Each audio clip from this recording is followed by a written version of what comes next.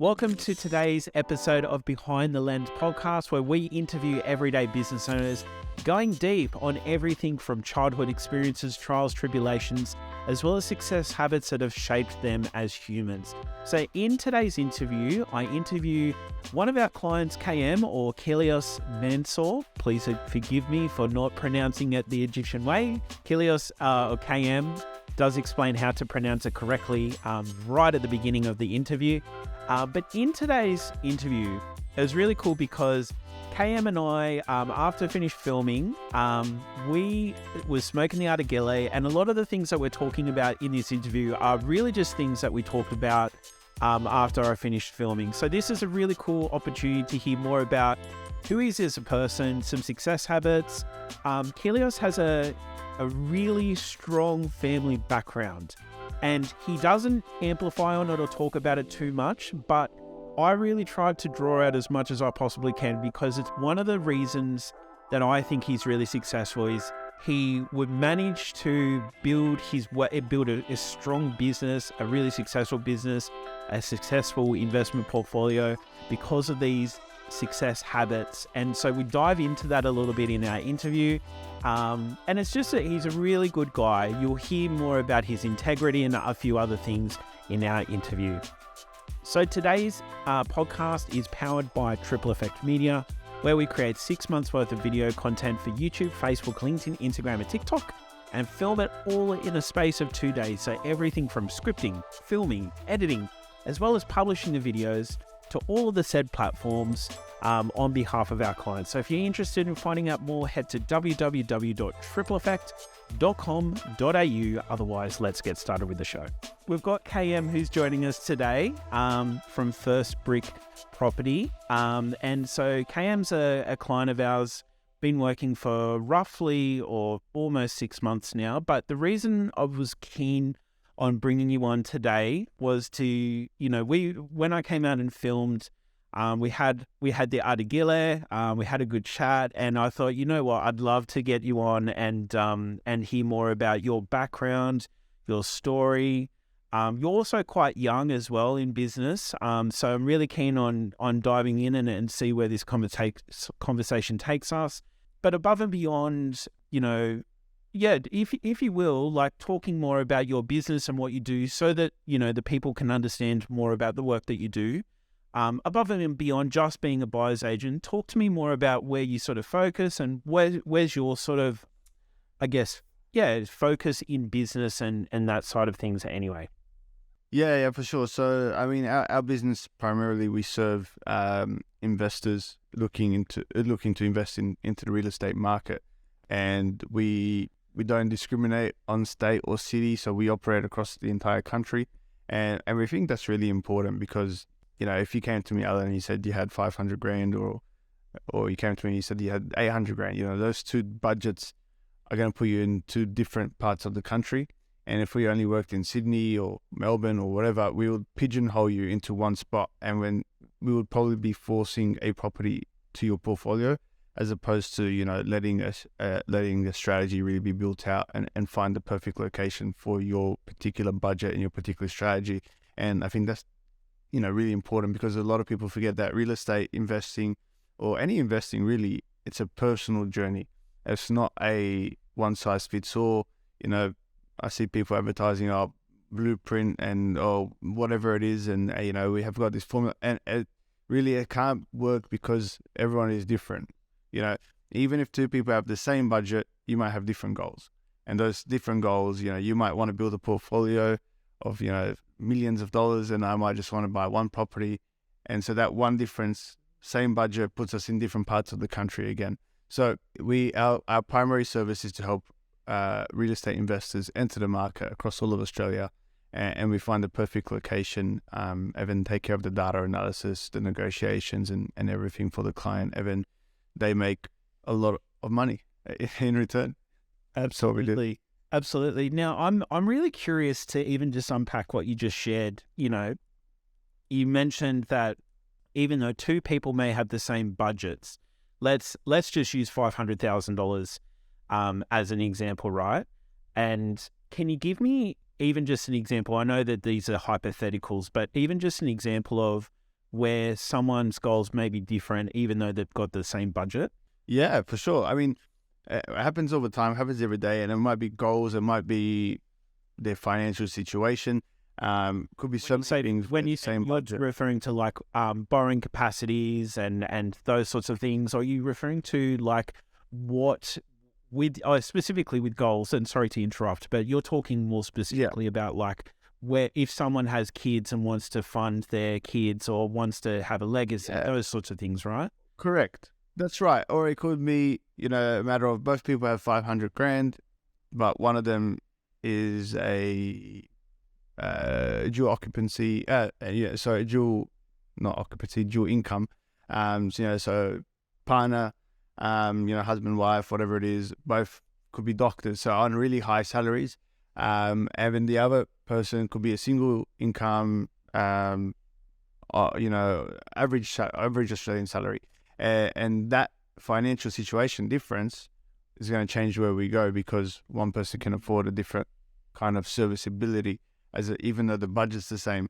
In terms of goals, the differences could be, we see it all the time. Some people want to buy a property, let it do its thing so they can get the equity so then they can use that to go and buy their dream home because they know they'll never be able to save that kind of deposit that the equity can bring them. Whereas the other person's goal might be they don't want to buy their home anytime soon, and it's really about just building an investment portfolio that's going to help them retire 15 years, 20 years earlier than they, the 65-year-old normal age where people want to retire at 40 or 45. So that person's goal might be to just invest and build out a portfolio. So that simple difference in goals is going to change our strategy. And even though both of them have $500,000, we're going to be targeting different metrics. So we end up in different parts of Australia. Beautiful. I love that. Awesome. So look, even when, we were filming last time, I came over to your place. We did some filming. After that, we smoked the Artigele. Am I pronouncing is it Artigele? Is that how it's pronounced? Yeah, the Lebanese people call it Argile. Egyptians call it Shisha. Shisha, there you go. Yeah, same thing. Yeah. Same smoke, right? Yeah, with a little bit of tobacco flavor. It was awesome, and it's a really good way of obviously just finishing the day as well, especially after filming and whatnot. After that, we obviously got to have a good chat about business, work, what's going on, and things like that. And one of the things I think even at the time, that's right, because I came and filmed just before I purchased my home. At the time. So this is my owner-occupied home, the home that I'm in right now. I was speaking to you about we're in negotiations with the real estate agent and we're just chatting about like the value and the strategy and those sorts of things, which is really, really useful. But two things I've noticed about you, even in your form that you filled out to jump on here and whatnot, is you have a really, really big heart for your clients and what you do. And you're extremely data-driven. Obviously, heart and data, it's almost the perfect combination for investing, I'm assuming. But talk to me more about even just how you look at clients and relationships and things like that. Talk to me more about how you operate in business or how you like to be seen and operate in business. Yeah, I think how I guess I want to be seen is my entire business model is based on giving, and that's it, just giving. I know it sounded like there was more coming, but it wasn't. It was just giving. It's giving value, I guess, or giving more and just giving abundantly. And it could be giving information for free. It could be giving tips and tricks. It can be giving time to someone that needs a bit of help. It's just around helping people and giving. And I guess it mixes in with my, just my nature quite easily. It's just, I guess that's just how I am. It's not a forced thing. Like I'm not forcing myself to have to go out of my way to give, things to people and whatnot and, give information. It's just my nature. But how I kind of solidified this as my business model was listening to a lot of Gary Vee, 7 years ago, like a long time ago before I started the business. and other entrepreneurs like him, Alex Hormozy and things like that. And it's very much about giving value and just giving back and giving, and not asking and not expecting not expecting in return. You can definitely ask, but not expecting in return. Like, I'm not giving you this information expecting you to become a client. I'm giving you this information because you need this information and it's going to help you. And you might not become a client, and I don't expect it, but you might be talking to a friend who's interested in real estate and you might mention my name and you might not. That's fine. But we're helping you. And as long as we can help people, then it's going to come back. And that's why actually, when me and you first spoke and we were discussing, what we're going to do together in the videos, and I made it clear straight away to you. I said, Alan, one is not enough. One video a week is not enough for me. I need it to be two, because I need to be able to give more information. I need to be able to give more value. And it wasn't, and none of, the entire time we're discussing, I said, I don't want my videos to be sales pitches or whatever. I just want it to be free education. And that's why we have our podcast as well.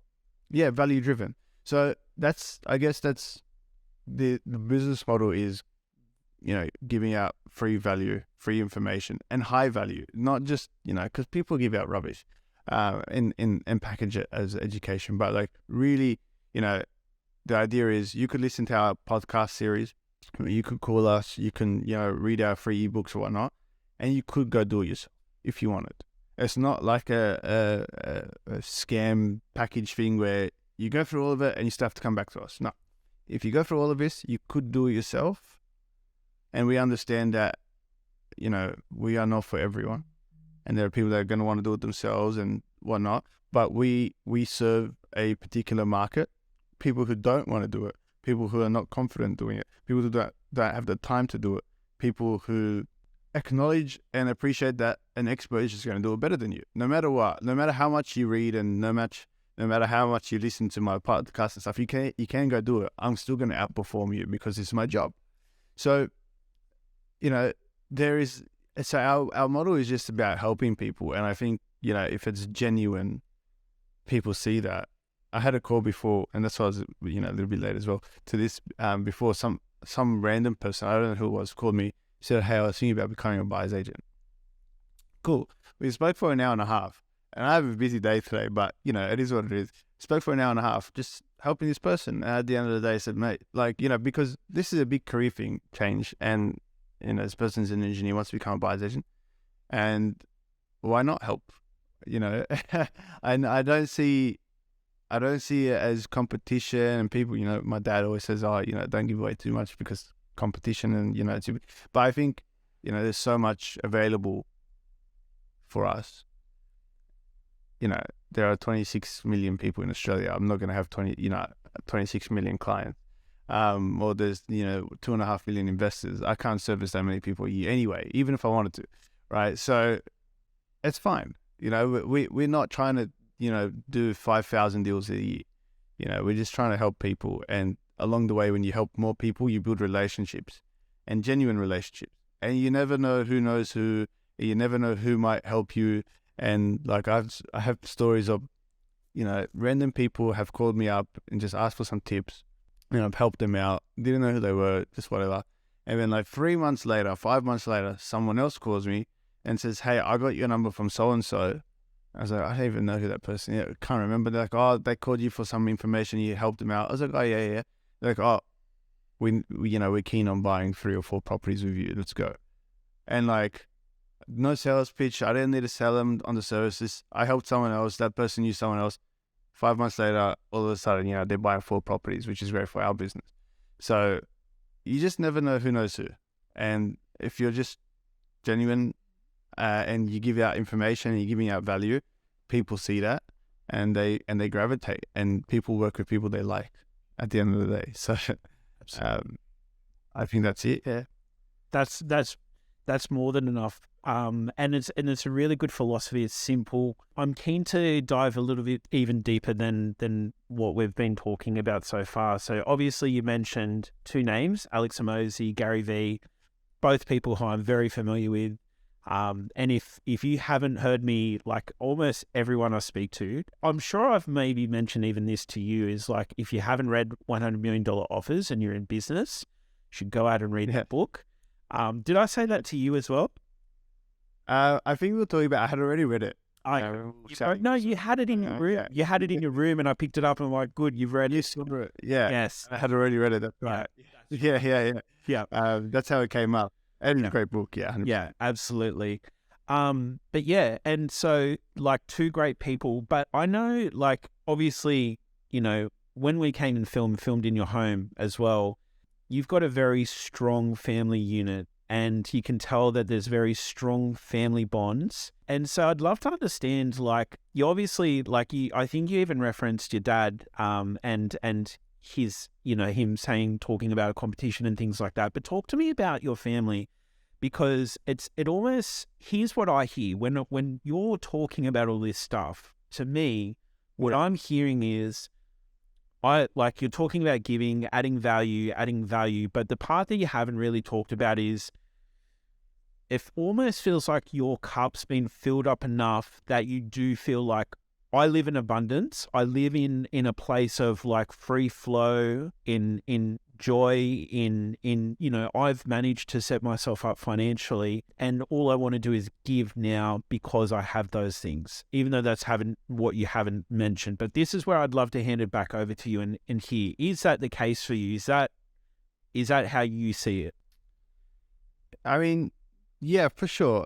I think it's easier now to say that as well, because I mean, business has been running. We're in our 5th year, so we were established, and I think it's easy to say that when if I am financially free. I mean, if I don't work again, if I don't make another deal, you know, my property portfolio will sustain, you know, give me a salary and whatnot, and that's exactly what we want from property.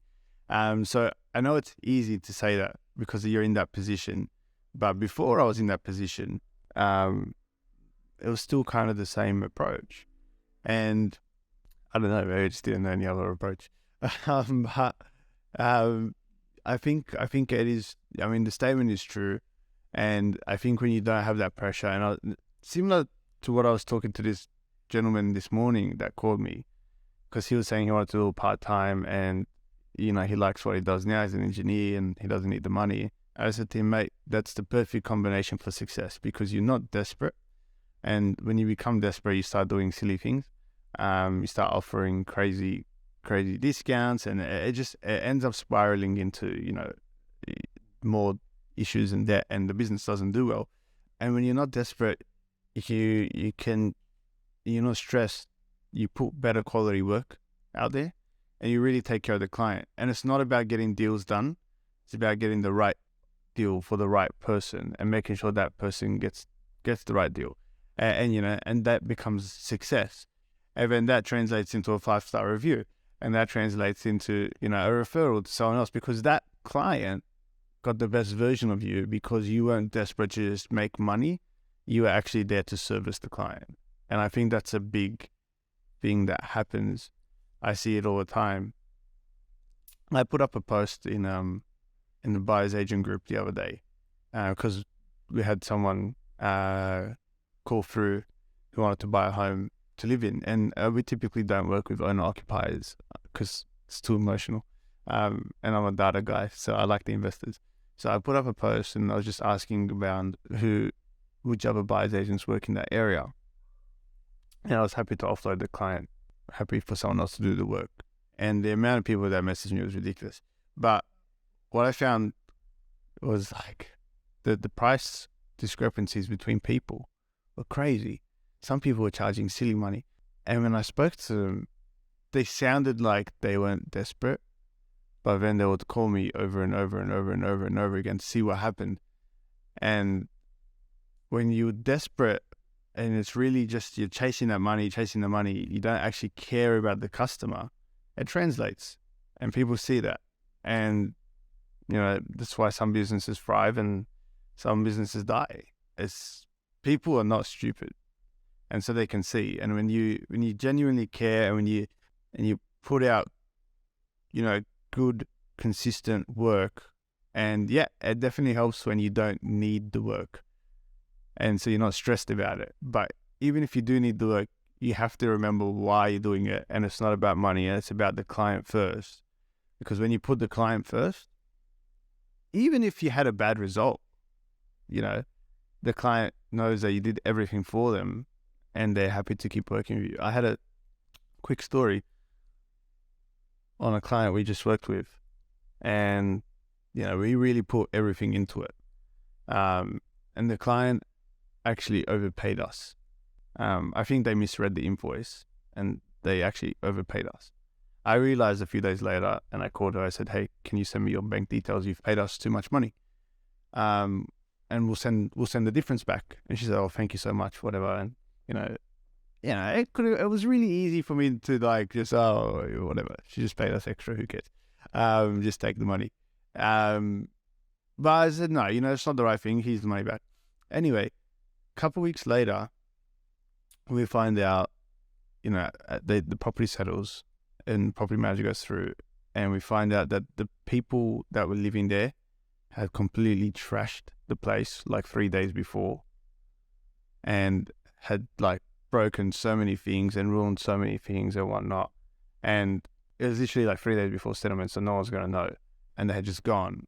And why they did it, like, who knows, like just bad people.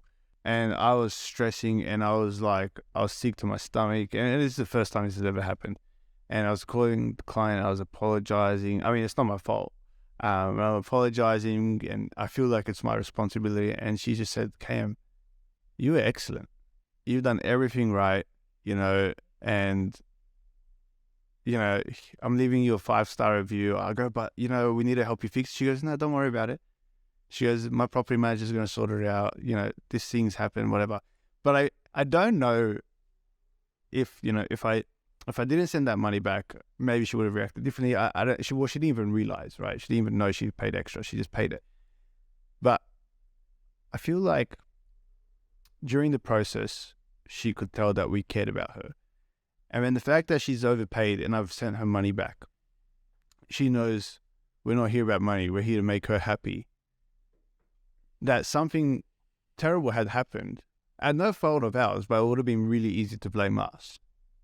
And she's, "No, that came. Here's a 5-star review." And she's actually already sent us 3 clients as referrals. Whereas anyone else could have just really easily gone and said, "Nah, that was a bad experience, whatever. Even though it wasn't our fault. And we've done all the proper checks. People look for someone to blame. And it could have been easy to blame us. But she didn't. And I think it's because we showed that we actually care about her and we weren't just trying to get paid. Hello, amazing human. This is just a quick, brief message to remind you to share the love. And what do I mean by sharing the love? What I mean is, if you know someone who might get value from this episode or from this interview, make sure you share this episode with them. Also, if you are enjoying this interview and may enjoy other interviews like it, make sure you hit the subscribe button or follow button on whichever platform you're listening or watching on. And lastly, if you're really enjoying this episode, if you really want to share the love, make sure you leave a rating. A positive rating with lots of love is much appreciated. Otherwise, let's get back to the show. Yeah, I love that. In the face of adversity, you're still doing everything that you can. And yeah, that's a really cool story. And of obviously integrity, doing the right thing, but also the reflection of what then happens thereafter when you're always doing your best and really putting that person first through that process as well. Yeah. For sure. Yeah. Talk to me. I know that we sort of skipped over the question, but no, that's okay. That's it's all good. So I'm bringing it back because I'm really like this. To me, the part that I'm so fascinated about is how people work and operate, like your values and things like that, which we've obviously been talking about quite openly. But I'd love to understand, obviously, being in the buyer's agent space, being data driven. I think even when we were smoking the Adagele, you were telling me, or the shisha, you were telling me about your dad and saving and things like that, like getting you into the mindset of using your money well and things like that. Talk to me about your childhood, or even talk to me about some of the steps that you sort of look back now that you're in business, obviously, a very successful investor? What are some of those habits or traits that have got you to where you are now? Yeah, that was your question before, and I don't even know how I got to where I got to. I just sent it off. Now, look, growing up, I've got two older sisters, 10 years older than me, and my parents, obviously immigrants from Egypt. My sisters were also born in Egypt. I was born here, but they came here and lived here for a few years before I was born. And so I didn't really, even though I was born, and obviously when I was really young, I didn't know what was going on. But my sisters always told me, oh, you got it lucky, you got it easy. When we came, they didn't have any money, and Dad was like working crazy hours and, trying to start his business and all this stuff. And, as a celebration, Dad, he's a builder. When he finished the building, they'll go to McDonald's to celebrate, And now it's like, you get Macca's just on the way home if you got nothing at home. Like, you don't think about it. It's just, well, whatever, Macca's. But back then it was like, that's a celebration. We eat that once every 3 months when he completes a job or something. And so I didn't really experience that, but I was told about it a lot. And I was told about, we didn't really talk about money, but what I was told was always saving is important. That was all. We didn't talk about it in terms of, what debt was or things like that. I didn't know if my dad had investment properties. I didn't know if he didn't. I didn't know these things. It wasn't something we spoke about. But what my parents did teach me, and it really instilled, and this is definitely like an Egyptian, Arab, Asian kind of Middle Eastern thing, is you work really hard. And like at school, you study hard. And doesn't matter what you get into, but you study hard. When none of this dropping out at year 10 and going to do trades. No, you study hard, and if you want to end up in a trade, do that. But you study hard, you finish, you get the best result you can get, and then you've got options, and then you figure it out.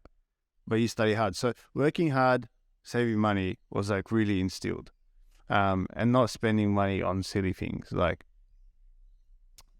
just seeing value in money. And I think I still do that now. I was talking to my fiance the other day about, like, we're booking honeymoons, and I booked like a room more expensive than I gave the budget for.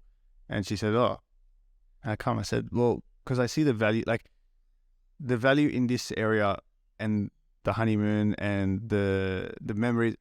I see the value in spending the money there as opposed to spending the money elsewhere on, something else. And so, growing up, it was study, save money where you can, study. And those were we, obviously brought up in a Coptic Orthodox Christian family. So we have our Christian beliefs as well. And so work hard, study hard, save money, and, your Christian beliefs tie them together. And, this is me, I guess. And it's translated. But in terms of money and things like that, we never spoke about that stuff in terms of investing and debt, and it wasn't a conversation you had. It was just save, and it's better to have it than to not have it. So I became really good at saving, and it got to a point where I was selling toys. I was auctioning my toys on the driveway and like making money, and I liked to make money, and I didn't know why, and I had I wasn't saving to spend it on something, but I was like, I just got to save money. I've got to have it. It was nice to see the number go up. It became a game. And so it was very much that value that was instilled in me was, saving money and working hard. And then obviously it's translated into what I ended up doing as a career is, real estate, where you need to work hard and save money to get into it. Probably haven't answered your question again. No, you have. That's exactly what I was hoping to hear. I love, and I want to know more about you auctioning toys on the driveway. Talk to me. How does that come about? That definitely put in me saving money is important. That was him. The rest of me, in terms of like really being entrepreneurial and business minded, I don't know where that comes from. I mean, my dad ran a business, but it wasn't a business. I mean, it was a business, but like it was per job. He wasn't looking to grow a business or expand. Like, he was just doing his thing, paying for, it was a job essentially. My mum worked odd jobs. She was a dentist actually in Egypt, but when she came here, different licensing and whatnot, so she just did, childcare and whatnot. And my sisters are teachers. So this business and entrepreneurial thing is like really random. And so when I was young, I was like, yeah, okay, I like money. I don't know why I like money. I don't know what I could do with money. I just like to have it. So I used to have like just, toys that, your parents buy you, and like stuffed toys and just random stuff you just find around the house. Some of it was probably my sister's. And I would go around, yeah, and I would go around to the street and sell raffle tickets that I had made, like just on pieces of paper. I just wrote like 1, 2, and like cut it up. And I'd sell pieces of paper and say, hey, we're auctioning toys. And I probably was giving them random reasons why. I was like, oh, for a school function or something. I don't know what I was talking about. But I was like, I just need to sell this. And then, so I was selling the toys on the street, and I was auctioning them off to the neighbors and the neighbor kids and whatnot for like $1 per raffle. And I was raffling, and it was probably like, if I didn't pay for the toy, so I was at complete profit. Like, I was like maximizing profits. My dad's probably like angry at me. He's like, that toy cost $10 and you sold it for $3, you idiot. Like, you've lost $7. But I didn't. I made $3. He lost $7. So, but it was, the reason I did it, I don't know. But I just enjoyed selling, or I enjoyed collecting other people's money. I just enjoyed making money. And again, I had I wasn't trying to save up for a PlayStation or something. I just liked having it in my piggy bank, on me. And like every week, every Sunday afternoon, I'd count my money. I'd count my coins, and I'd write a piece of paper and I'd put it in my piggy bank. And then the week after, I'd do it again, and it has to keep going up. Got to a point where Dad would give me, like, on a Sunday, we'd go to church, give me $5 to buy a sandwich, and I just want to eat. Put the money in my pocket and go, I'll eat my friend's food or something. And why? Again, I don't know. It's just innate. I think sometimes some of this stuff is innate as well. Like, you're just born with, some people are more, mathematical. Some people are good speakers. Some people, whatever. Some people are just, they're entrepreneurial. And I think that was me. And like, the things that interested me was watching cartoon shows, and someone would like have a lemonade stand. I'd be like, oh yeah, I want to do that. I didn't care about the cartoon. I just saw, this, Bugs Bunny is selling lemonade at a lemonade stand. I'm going to do that. And I would try and do, obviously, lemonade stands are not big in Australia, but I would try and do stuff like that, and just always selling random stuff on the driveway, and just trying to collect money, and just having more of it. I remember there was a fundraiser at school once. I was like in year 1 or something. It was selling chocolate bars. And so I sold a whole bunch. I had like $25 in coins. And this was going back to the school anyway. And then someone came up to me at church and he said, I'll give you a 20 and a 5 and you give me the coins, so you don't have to carry the coins. And I was like, no chance in hell are you going to give me 2 pieces of paper and I'm going to give you all these coins. Like, are you crazy? And obviously, I didn't realize that the value was the same. But in my mind, I was like, I have so much. I'm not going to give you my so much for your little. Like, it was just always about holding on and saving and having more and more. And yeah, that's why I was selling toys on the street, just because I wanted to have more. No reason for it. Obviously, as I grew up and, became educated, I understood what money is for and why it's good to do what I was already doing. But from a young age, I was getting rid of stuff just to collect money. No reason for it.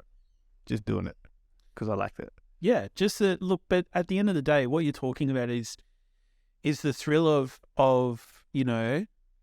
making a transaction. Whether it's giving someone something that they want and being able to then collect money, and even just the process of you sharing, the ritual or habits that you had on the weekends to then write, how much you had, and collectively, like, just putting it all together of like, this is what I'm building. This is, and it wasn't for anything. It was just like, it was almost a part of building wealth at a very, very young age and not knowing what that was all about. But it makes complete sense why you're now an investor. You help people invest and things like that. It's innate.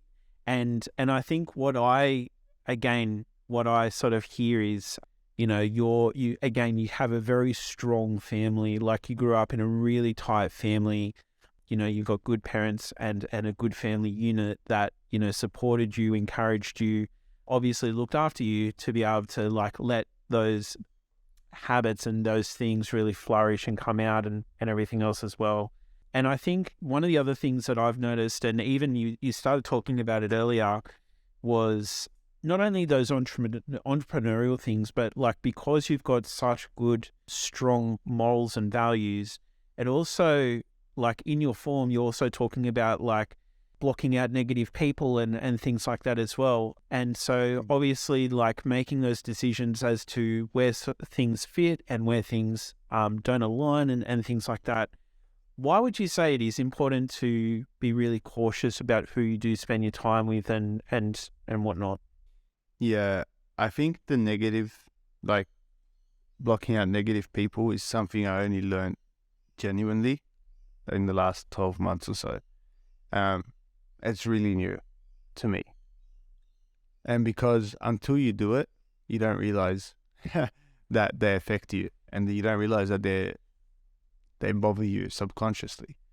This is something we actually talked about when we were talking about me buying my home, but we also did talk about this as well, didn't we? Yeah, we did. And I think it's really, really important. And you can get really, really deep with it, to be honest. But like, on a surface level, simply put, if you're surrounded by sad people, depressed people, negative people, you're going to become depressed, right? You're going to become sad. If you're surrounded by happy people, successful people, people who are hungry, people who are like fighting and goal-orientated and driven, you're going to end up being like those people. You know, it's very common saying is, you know, you are, you know, the average of the 5 people you spend the most time with, something like that. And I even notice sometimes, like when we hang around certain people, if I like someone new and they have a certain way of speaking, if I hang around with them long enough, I end up speaking like them. I say some of the same words or make some of the same reactions or noises or whatever. And you don't realize until someone else is like, oh, you sound exactly like so-and-so. And so if that's the case for, you know, you want to have good people around you, the same thing can happen when you have bad people. And they might not even be in your direct life. It could be social media. I mean, for me, for example, there was a guy out there, and I don't want to get too specific because it become obvious, but there's a person out there who's a bit negative around our industry. And it's quite popular, quite famous, and really bugged me, like made me angry, really like frustrated and annoyed. And I was like, this guy, like, all he does is spread negativity and hatred, and I stopped remembering what I was doing, and I was just angry. I was just annoyed, and it was flowing into my, you know, out of work life. That I was just negative. I was sad. I was depressed. I was angry, and then that went on for ages. And then I thought, I was all right before I saw this bloke who just popped up randomly on social media, became really influential, really famous, really quickly. This guy, I was like to myself, who is this guy? This guy's a no one. This guy's a nobody. He popped up, I looked into him, you know, he had another job before, got fired or whatever, and, you know, started something new. I said, you know what? Great marketing. This guy, I was like, I can learn from this guy. Firstly, this guy's marketing is excellent because, you know, he's come from nothing and become something huge, and, you know, whatever stories they spread and whatever. Amazing. But secondly, he also just popped up, and this person's come and added me as a friend and joined my groups and whatnot. I said, what if I block him? And it was the hardest thing to block him. It was so hard to block him. It was so hard because you kind of wanted to know what he was talking about. You wanted to know what bad things this person is saying next about you or your industry or whatever. You just wanted to know. But then I was like, why do I want to know? I don't care. You know, I'm busy. I'm successful. Our business is doing great. Our customers are happy. Blocked him. As soon as I blocked him, I forgot about him. The only reason I remembered him was because he was in my feed. As soon as he was gone, I forgot about this person. And then all of a sudden, all the things that this person used to say and bother me, it literally just disappeared. It wasn't there anymore. And so blocking out that negativity, cool. You know, you can move on and just be positive again and really do the right things by your client. And that's the end. And at the end of the day, what you're there to do is do the right thing for your client and help people. And so blocking out negative people is really, really important. Like really. And like I said, that was just really surface level. But I mean, I hear, and the thing is, it's really hard to not care about what people think or say about you. Yep. But it's really important to do so. I talk about it with my fiance all the time. Is, you know, oh, this person's going to say this. I say, who cares? Okay, at the end of the day, who cares? Okay, in 3 weeks' time, you're not going to remember it, let alone 3 months, 3 years, 10 years later. Also, you're never going to see this person again. No, who cares? You know? And like it's such a hard concept to just not care about what other people think. And we all do it. I mean, as much as I say I don't care, we obviously still care sometimes. But I got to a point where like, I think the more successful you become and the more you put yourself out there in the public light and, you know, you do videos and social media or not, people are going to talk. Hey, yeah, I know. Crazy people. But people are going to talk, right? The more successful you become, people are going to try and bring you down. It's just the way the world works, unfortunately. You know, people don't, for the most part, people are happy when they see other people's success, but there are a small minority of people who are not, and those are the vocal people. And that's the problem. People are not vocal on positivity. People, you know, someone is more likely to put a bad review at a restaurant than a good review at a restaurant, right? If it's good, great, happy days, you leave. But if it's bad, I'm going to put a bad review and this person's going to know about it, right? So when you see someone with a lot of 5-star reviews, props, because, you know, that place is probably really, really good. But people are happy to put negative comments, but people don't put positive. So it's the minority that are loud. And so the minority can get you. And, you know, we're pretty successful. We do quite well. And when I hear from a friend of mine, oh, this person, you know, is talking smack, whatever it is, you know, this person is putting you down, he's talking behind your back about your business, whatever. And it kind of got to me a little bit. And I said to him, oh, you know what? I don't care. Like, you know what? I hope he keeps talking to people because, you know, he's putting my name out there. Great. I love it. Like, I don't care. My business is doing well. We're hiring staff. We're at capacity anyway. Like, we can't take more clients on, you know, so whatever. And it's when you stop caring about that, you care about the important things and your processes and your functions and your systems and to be honest, when you're running a business, you're too busy. You're too busy. You're wearing so many hats that you don't have time for it. But it is so hard to block it out. And it's so hard not to care. But when you can actually genuinely stop caring about the negative, and I think there's a difference between negativity and like feedback and criticism, and like that's different. Like you should definitely take on feedback, and if you are not doing something right and someone's complaining. But in terms of people who are just toxic and negative, and those people are never going to be positive, stuff them all, right? Just, you know, surround yourself with people who are positive and surround yourself with like-minded people who are goal-driven. I have friends who are business owners and I love spending time with them because when I'm with them, my brain is like working differently. I'm like, oh man, these people are geniuses. How did I not think about that? You know, even when me and you spoke and you told me about systemology. Yeah. And you showed me your flow chart and stuff. So I bought that book and I read it. I was like, oh my God, I didn't even think about any of this stuff. Like, but I wouldn't have known that if I didn't speak to you.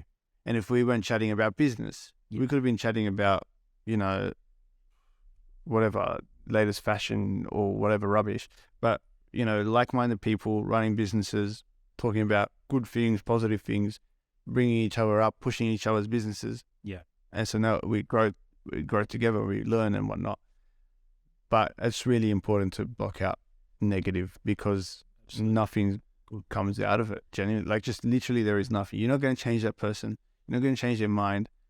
It's not even worth thinking about it for more than 10 seconds. Yeah. No, absolutely. No, that's it. I couldn't agree more. And you started to talk about this at the very beginning when you were talking about competition and giving value and things like that. But it's exactly right. Like even just your environment and the people where you draw your attention and the people around you and all those other things. It's all very, very similar, isn't it? In the sense of you really do have to be particular about where you put your focus and attention, because the more that you put focus and attention onto your clients and what you do and the value of what you bring and just looking to consistently get better, and not waste it at looking at like getting into politics of who said what, this, that, the other, looking at, exactly like you sort of said, when you focus when you can get almost really tunnel visioned on good, positive things that are helping you to grow and help you to be a better person and helping you to helping your clients more and all those other things. There's only good that can come out of that, and it does, and it pays tenfold when you're just consistently doing the right thing and everything else. Mate, this has been a really, really good chat, and I love catching up, and I'm definitely keen on doing another Artigilla session at some stage as well, if you have me. But if people are interested in finding you or even checking out your podcast and all those other things, where's the best place? Or just feel free to rattle off some places that people can find you. Yeah, for sure. Well, firstly, thank you for having me on. It's pretty fun to do it. Secondly, apologies for the lack of linear conversation. That's all right, but that's why we've got a podcast. It's meant for going around a topic and then coming back. Oh, that was the original question. I've never stayed like on one line. I'm just all over the shop. And there's just so much more. But I mean, yeah, if people want to find us, we're on every social media platform you can think of: Facebook, LinkedIn, YouTube, TikTok, Instagram. First Brick Property. Yeah, there's some good videos there. They're all right. Check out Alan's work. If you just type in First Brick Property on any of these socials, we're going to pop up. And if you want to reach out, our website is firstbrick.com.au, or you can email us at hello@firstbrick.com.au. We also have our podcast, which is it's called the Property and Lending Show, and it's a free podcast, just free education regarding real estate. So if you want to check it out, feel free to do so. Yeah, beautiful. All right, well, thank you so much for spending some time here today. It's been an absolute pleasure. It always is. And looking forward to catching up again sometime soon. No worries. Thank you, Alan. I appreciate it very much. Awesome. That is the end of today's podcast. If you've enjoyed this episode, as I mentioned before, make sure you share the love, share it with a friend, family member, or otherwise. Make sure to give us a subscribe or even a positive rating on the various platforms. And if you're interested in finding out more about Triple Effect and who we are, what we do, head to tripleeffect.com.au. Otherwise, we'll see you on the next interview.